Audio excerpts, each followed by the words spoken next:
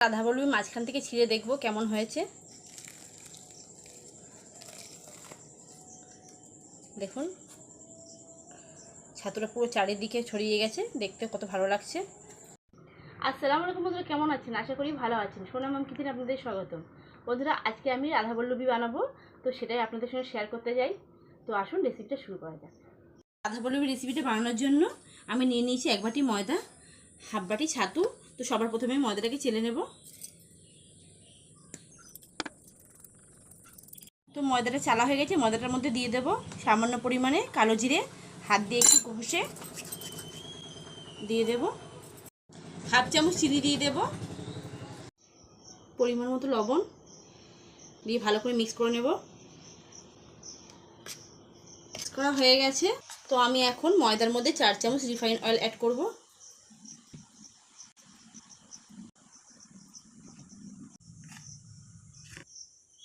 আমি এখন ময়দাটাকে ভালো করে হাত দিয়ে ময়ান দিয়ে নেব। ময়দাটাকে খুব ভালো করে ময়ান দিয়ে নিয়েছি। তো আমি এটাকে একটু একটু পানি দিয়ে ভালো করে মেখে একটা ডো বানিয়ে নেব।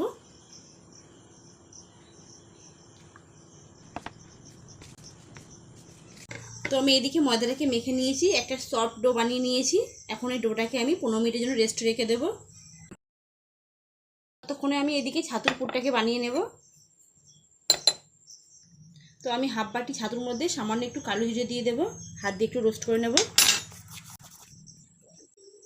দিয়ে দেবো হাফ চামচ চিনি, সামান্য একটু মরিচের গুঁড়ো, সামান্য একটু লঙ্কার গুঁড়ো, দিয়ে দেব পরিমাণ মতো লবণ। দিয়ে আমি ভালো করে মিক্স করে নেব উপকরণগুলোকে একসঙ্গে। তো ছাতুর সঙ্গে সব উপকরণগুলো একসঙ্গে মিক্স করা হয়ে গেছে। আমি পানি দিয়ে একটু একটু করে মেখে একটা ডো বানিয়ে নেব।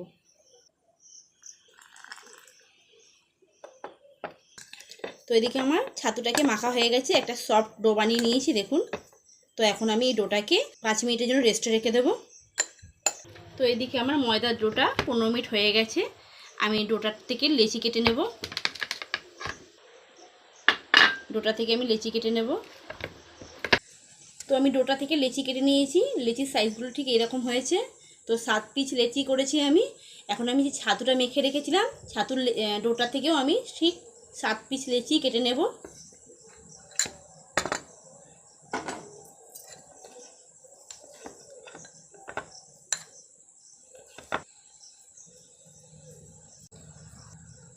এরকম সাইজ হবে লেচিগুলো। তো আমার লেচিগুলো কাটা হয়ে গেছে। আমি এখন রাধাবল্লভীর শেপ দিয়ে নেব লেচিগুলোকে। তো রাধাবল্লভীর শেপগুলো দেওয়ার জন্য আমি একটা পিড়ে বেলুন নিয়ে নিয়েছি। এখন ময়দার ডোটা একটা একটা করে হাতে করে নিয়ে ভালো করে ছোট ছোট করে বেলে নেব। তো আমি এই সাইজে বেলে নিয়েছি। এখন আমি এর মধ্যে ছাতুর পুরটাকে দিয়ে দেব, দিয়ে মুখটাকে ভালো করে মুড়ে নেব। ঠিক এইভাবে মুড়বো মুখটাকে, যেমন মোমো মোড়ে। এখন এইভাবে হাত দিয়ে একটু গোল করে নেব। এখন আমি এইভাবে প্রত্যেকটাকে বানিয়ে নেব।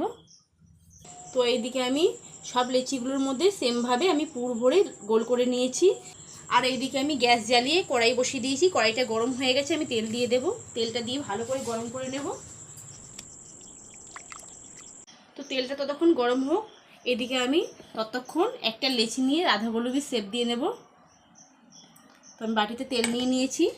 তো লেচিটার মধ্যে একটুখানি তেল লাগিয়ে নেব, নিয়ে ভালো করে বেলে নেব। রাধাবল্লভীটা খুব পাতলা হয় না, এটা মোটা থাকে রাধাবল্লভী।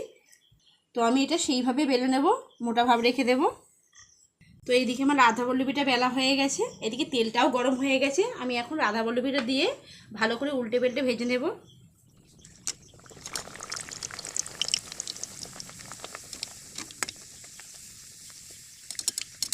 দেখুন কত সুন্দর ফুলছে রাধাবল্লভীটা।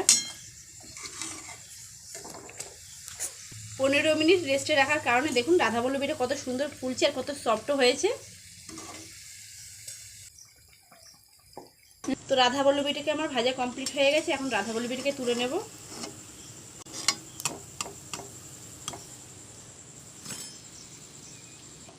একটা প্লেটে উঠিয়ে নিয়েছি। তো সেমভাবে আমি সবগুলোকেই বানিয়ে নেব।